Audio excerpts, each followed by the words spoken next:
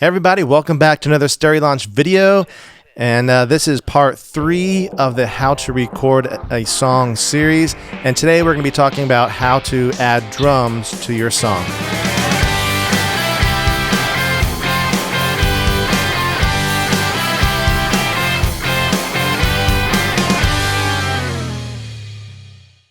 Alright, so as I said, today we're talking about how to add drums to your song. And of course, especially these days, there are multiple ways that we could go about doing this. One, obviously, being the old tried and true of having a session drummer come in, whether it's a friend or someone you're paying or whatever, and they bring their drum set, or maybe you play drums. You set up all the mics, get all the sounds and all that stuff, and play it and track it all, just, good old school style.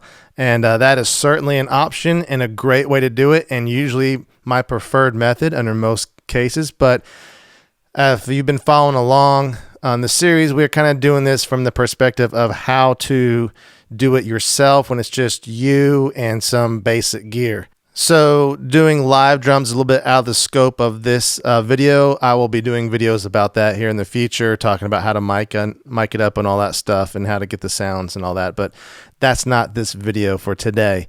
Another option is if you really want to have live drums, real drums on your song, is to just hire someone online. There are a lot of online session drummers that you can hire, and usually you kind of just email your tracks to them and they play their drum parts and they send you tracks back and all that good stuff, and then you can just drop them in your session. I've done that before, and I will be doing that again on future sessions as well. Sometimes it's a really great option and just exactly what you need. If that's something that you're interested in me going further into, let me know in the comments section down below.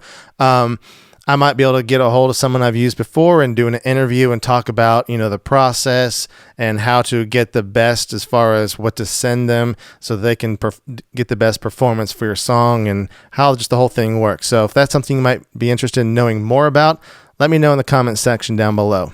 A third way, which we're going to be talking about today, is programming drums. And so we're going to approach this with kind of programming fairly realistic drums. If you've been following up to this point, you know that I'm re-recording a lot of my old school pop punk songs, and so this is going to have a little bit of that overproduced feel to it. So it's not going to be super realistic, but it's definitely not going to be like, techno EDM kind of thing. It's going to sound mostly like a real drum, maybe just kind of a little overhyped a little bit.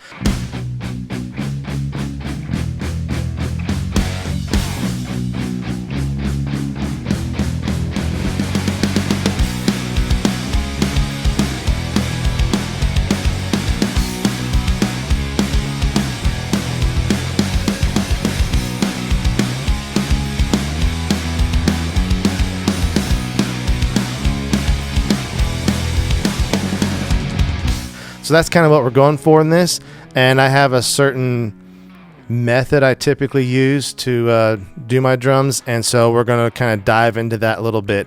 If you want to see the full edit session I did, you can check that out. I'll leave a link right here, and then also a link in the description down below. And I went ahead and just recorded me doing the drums on this. It's about like a 3.5 hour long video, and it's up on YouTube, and I figured, you know what, I'm going to sit here and edit these drums anyways. I might as well just hit record. It usually doesn't take me that long. It's just that I was explaining some things along the way and some detail and all that, and then also I'm doing this in Studio One for the first time. I'm used to Pro Tools, so that was a little bit slower as well, but I show you some cool tricks that Studio One can do and all that stuff. It takes a little longer. If that's something you're interested in, you can again, check up here, or I'll link in the description down below. All right, so this is going to be that video, but in a very shortened version. So let's go ahead and start talking about the process that I typically use for putting drums in my song. All right, so first things first, as we did in video 2, if you haven't checked that out yet, go check that out. It's in the playlist for this whole series. We got our scratch tracks down. That's kind of the first thing. Lay down the click track, and then I recorded my bass guitars and vocals and got all the main parts in there pretty good. And so that way, as I start to program my drums, I can hear the song, hear what it's going to sound like, and how the drums are fitting within the song. So scratch tracks is number one. on the list of things to do. Number 2, I play the song on my electronic drum kit. So if you can see, you can kind of see right there's the cymbal pad. If I go that way, you can see the drum kit back there. I have an old Roland TD3 kit. I've had it for a super long time. It's been played a lot. So it doesn't always trigger perfectly and all that stuff anymore, but it usually gets the job done. So what I basically do is I put the scratch tracks that I've recorded on loop for the whole song, and I'll sit there and I will just play on the drums, and I will experiment with different things. Usually I kind of have an idea of what I want the drums to be like, but I'll just take that time to experiment, try different kick patterns, maybe try open hi-hat versus closed hi-hat, or, ride cymbal versus crash cymbal, or toms during the bridge, or not during the bridge, or whatever it is. All kinds of things, and really kind of work on the arrangement, even some of the fills. Maybe, I want this kind of fill here and I want that kind of fill there, and just kind of get the arrangement of the drum parts that I want. And then once I do that, I hit record in my software, and I record the MIDI coming out of the Roland TD3 into EZdrummer track on my recording software. Now, this recording that I do is almost never the actual take that I will use. It's just a sketch and a guide for me as I start to program the drums. Sometimes on a straightforward song, like a mid-tempo thing, I can get it really close, and then I just go in and tweak the MIDI on my performance and just dial that in. But typically I kind of go through and replace a lot of it with MIDI files from EZdrummer, or I'll custom write my own stuff and all that. And I'll show you all that here as we jump into the software and start editing drums. But before we do that, let me just show you a quick clip of me playing some of the part of this song so you can get an idea of kind of where we're headed, and then we'll go from there. And don't get too excited. My drumming's not amazing, but here we are anyways.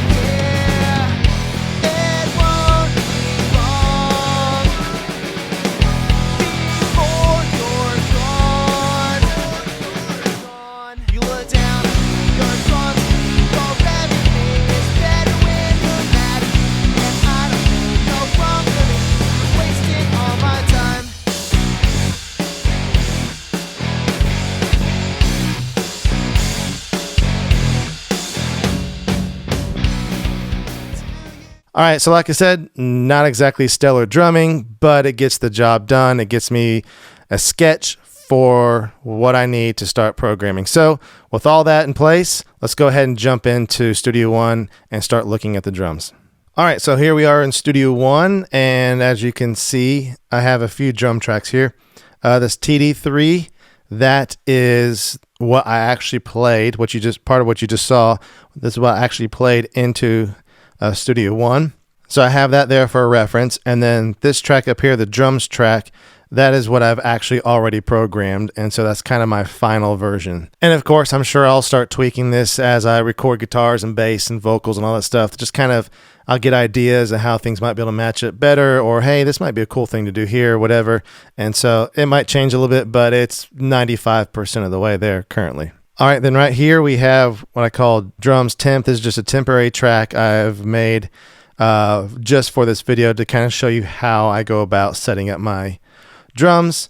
All right, so the way I like to work when I start programming drums and I have a whole song like this is I start with kind of the big picture, and then I work down into the details. So I'll find a basic drum pattern for the verses. I'll get the kick in place and the snare and all, and choose the hi-hat or whatever it is else that's going in there. And then I'll find a pattern that goes for the chorus and drop that in there and get that set. And then maybe for the bridge or whatever. And then I'll just kind of copy and paste and get everything in place. So let's go ahead and do that real quick. So here at EZdrummer, and we're going to find a pattern for the verse. So what I will typically do is use the tap to find option here.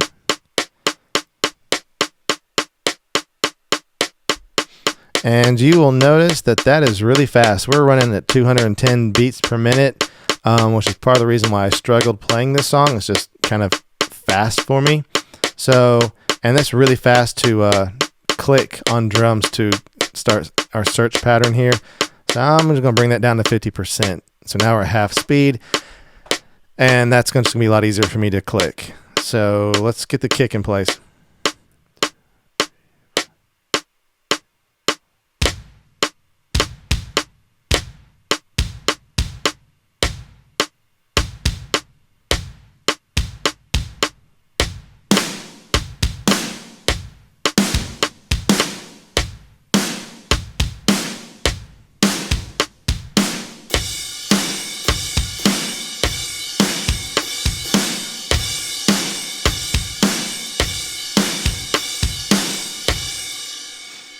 And you'll notice, especially in that one snare drum, I really missed that, but the quantizing kicked in and fixed it for me.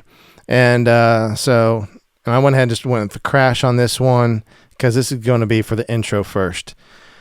So all you do is, now that we've searched, it finds patterns and tells you how close they are, and you just start listening.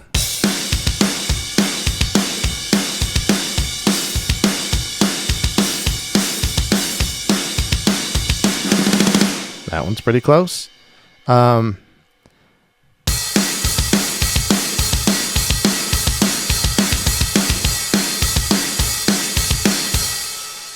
did end up going, when I was doing this, with a version of this one, because on the intro I decided that I would prefer to have the open hi-hat.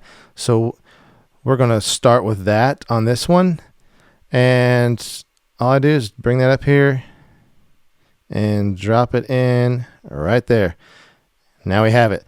So this one is close to what I want, but it's not exactly what I want. So click in here. One quick thing, we're going to make sure we're in drum mode. When I was in Pro Tools, I was always in piano mode, the piano roll mode, and I don't think it has anything like drum mode. So you have drum mode here, and then I've set up my EZdrummer. I have all the different MIDI notes named here and labeled so that I can see exactly what I have and what I don't have, and I can hide unused, so it only shows me what's being used in this pattern. It's so nice to be able to just filter everything out and have everything labeled and just quickly work. So super handy feature. So this is our kick drum, obviously, and I know that I want a 1, 1, 2, 1, and then on the ends. And I'm going to go ahead and just turn snap to grid on here for this. For this song, it's all pretty close to quantized anyways, because we're running at 210 beats per minute. So if you're a little bit off, you're way off. So it's all pretty close anyways. So a lot of times I will turn snap off, and I'll just drag it, and that way I can push and pull things a little bit if I want to, like a real drummer would. But for this, we're going to use snap to grid. So, and then again, I want 1, 2 kicks, 1, and then on the ends, get rid of that one, 1, 2, 1, on the ends, 1,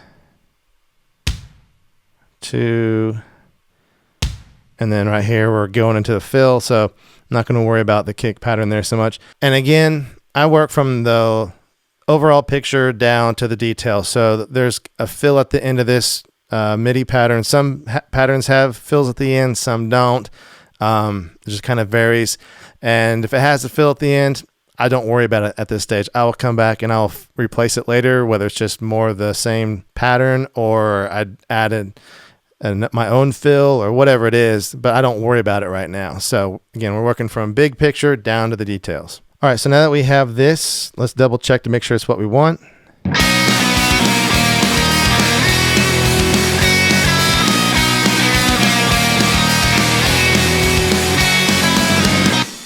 Yep, that will work. And then from there, I'll just duplicate that because this intro, that number of measures repeats again, and I want basically the same thing. And then now we're off to the verse. So on the verse, let's say I want something that's very much a similar idea. So I will just duplicate that again, and I will click into this MIDI pattern, and I'm going to say, well, I don't want the open hi-hat on the verse. I want a closed hi-hat. So I will show default here, scroll down, and you can see all this on the open hi-hat, and I'll select all of these. And I don't know of a quicker way of selecting all the hi-hats in this pattern currently in Studio One. So if you know how to select all faster than that, let me know in the comments section down below. Happy to learn that. So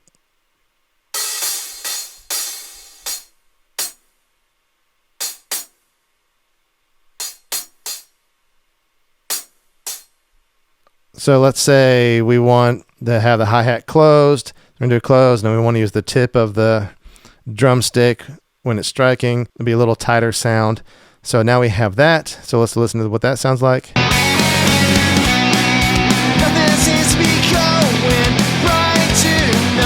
All right, so cool. Let's say that's what we want.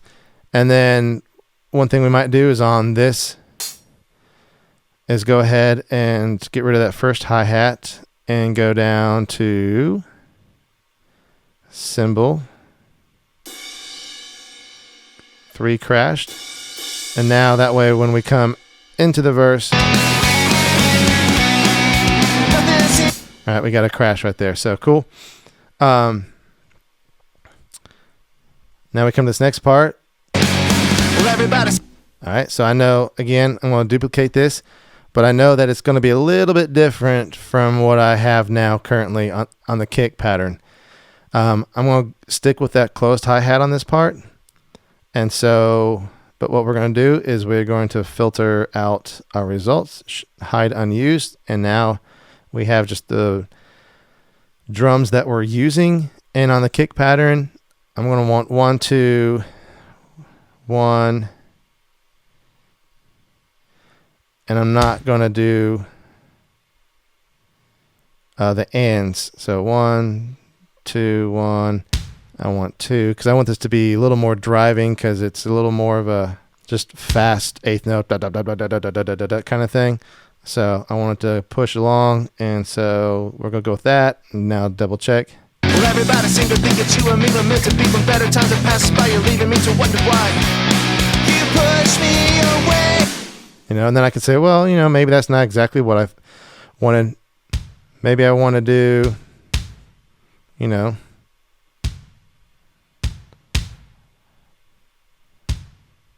like that, dude. Have 2s going all the way across for each one of these, and I can just add those in. You can find something close on the search, and you're not always going to find exactly what you want, but it's not that hard to go in and tweak, especially small things like this. So let's see what that sounds like. Well, everybody seem to think that you and me were meant to be. When better times have passed by, you're leaving me to wonder why. Yeah, so I think that sounds cool. So that's what I want. And then so we have this part right here where I played on the drum kit.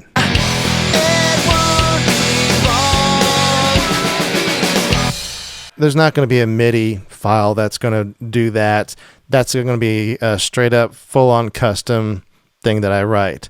So you can see, let's just look at the one that I actually have. This is what I wrote. You know, I got kick, kick, snare, snare, kick, snare, snare, kick, right? And then on these snares here, it's just kind of a fill that goes along with the guitars. And you can see here on the velocity, I don't just keep it all the way up all the time because then it starts to sound kind of redundant, especially when you're doing a fill. Because, you know, if you're playing drums, you can smack it if you're just doing 2 and 4, right? But as soon as you get to a fill that's a little faster, it's kind of hard to smack it as hard. So it's going to be a little quieter, a little softer hits. So I'll typically make some of those softer, and that kind of gives it more of a real feel. So you can see that there. So I just programmed those in by hand. Not a big deal on that. And then on the chorus, it's just more of the same. I went back and found another MIDI file that matched the chorus and tweaked it just like we did the verses. Just went through all that. So same idea there. Now once we get to the bridge was a little different. So here's what I played on the bridge. Time, wasting all my time, wasting all my time. It's all over for you, girl. I thought you were the. All right, so we got the little ride thing. That's super easy to program in. But then we get to this little march beat. And so one thing you can do, march kind of drum rolls and marches are kind of one of the hardest things to program, at least in my opinion. So, and to get it to sound kind of realistic, one thing you can do is you go here to search, and you can clear out your tap to find, and then you have all the MIDI files on your system available. And then you can come over here to play style, and you got march right here, and you can choose that, and that'll filter everything that's kind of labeled as a march, and you can check those out.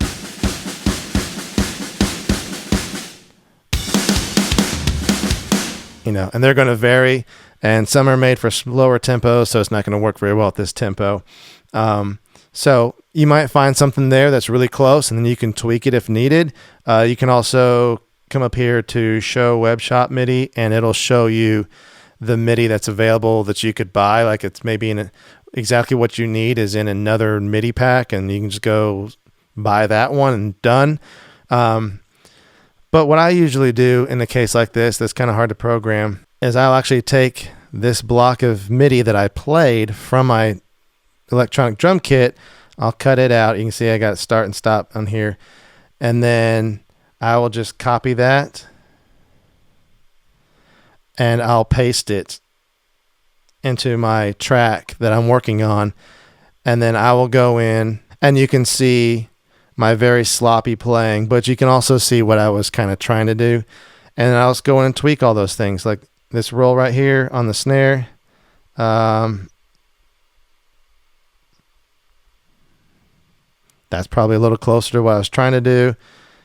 That's way off. And then you can kind of check it. And then I just went in and filled in all the gaps where I played poorly or the snare drum didn't trigger or whatever. One nice thing about doing it this way is if you look at right here, you can see the velocities on the snare drum, and you can see a pattern. So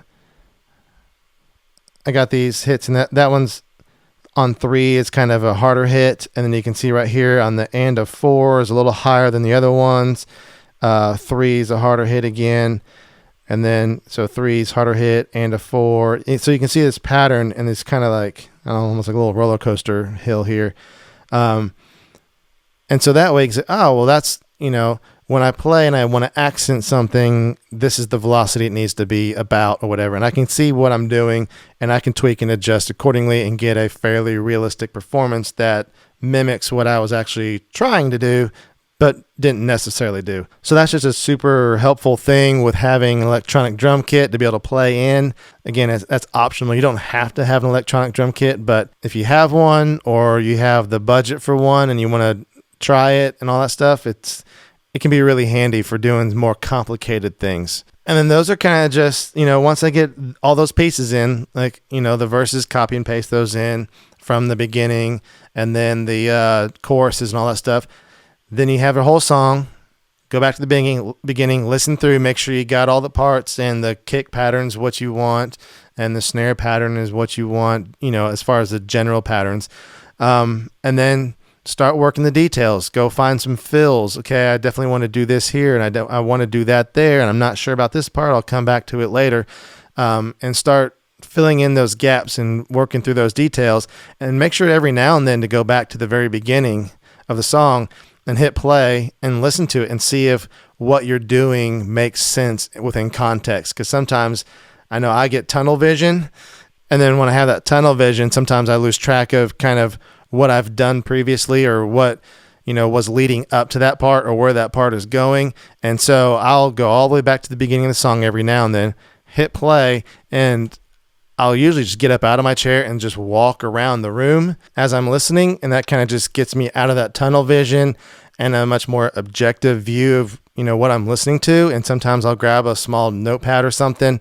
And as I hear things, I'll just jot things down, jot down notes like, oh, in the first verse, that drum fill, that was terrible. That's too busy, or that's too whatever, or not enough of this.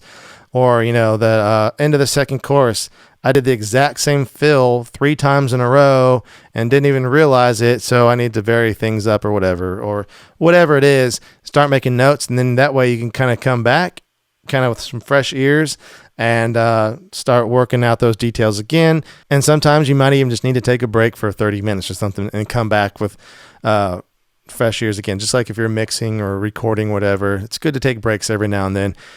Come back with a much more objective view, listen through again, and work out those details. And the great thing about doing it this way is that because we're doing MIDI, you can get it like what I have it 90% of the way there, 95% of the way there, or what I think is. But later on, as I'm recording other parts, if something's not working, or if I think, oh, this would be really cool to do here, this would make it even better, I can just tweak it because it's just MIDI. And so you have that flexibility. With that said, don't leave all the options on the table all the way through the process. At some point, you need to commit and make some decisions, at least be mostly there. Otherwise, you'll never finish because you're always tweaking and changing and whatever. So at some point, you got to make a decision. But it's nice to have the option to tweak a couple of the little things here and there if needed. All right, so that's kind of the quick overview of how I approach programming my drums. Again, we start with scratch tracks, and then usually I will play the parts on my Roland TD3, and I'll kind of work out my arrangement and then record that to my session as a sketch and a reference. And then I'll start blocking out the major pieces with usually finding some MIDI files, and then I'll work down to the details, get those big blocks, the main pattern you want, and then worry about fills, then worry about accents, and then worry about, certain changes or, whatever. And then, of course, as you're going along, pay attention to the velocity of the snare and the kick and the other things as well, and make sure you're varying that and make ssure it's kind of realistic. If you got a song like this where on the 2 and 4, the snare, normally it's going to be smacking the snare drum, you might want to keep it up, the velocity 95, 98, 100% a lot. But as you get to different fills or march patterns or whatever, that velocity is going to come down, and make sure that, that sounds kind of natural, and you should be able to get some decent drum sounds. And it's going to be just a lot of experimenting and trying and figuring things out. And what works for one song may not work always for another song. It just depends on the instrumentation and the arrangement and all that stuff. So don't be afraid to play around and try some stuff out. So I hope you found this helpful.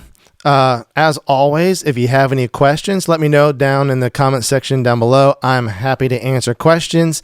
If you have ideas around future videos for this, around, this drums or whatever it is, recording your own songs, let me know what those are in the comment section down below. Happy to answer those and or make more videos around those things to address those questions.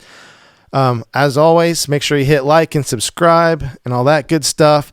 If you record guitars, you play guitar, or anything like that, and you're having trouble with volume issues, maybe the only time you can record is at night and the kids are asleep, that happens. I'm kind of doing that now. And then maybe you live in an apartment and you can't make a bunch of noise and crank up that 100-watt Marshall like you wish you could. Check out my free guide down below. It's how to record loud guitars without waking the kids or upsetting the neighbors. So that basically wraps it up for this video. The next video, step number 4, is going to be about recording bass. And so I'm going to show you how I approach that and the things that I consider while recording bass guitar. And yeah, all that good stuff. So thanks again so much for watching, and I hope to see you in the next video.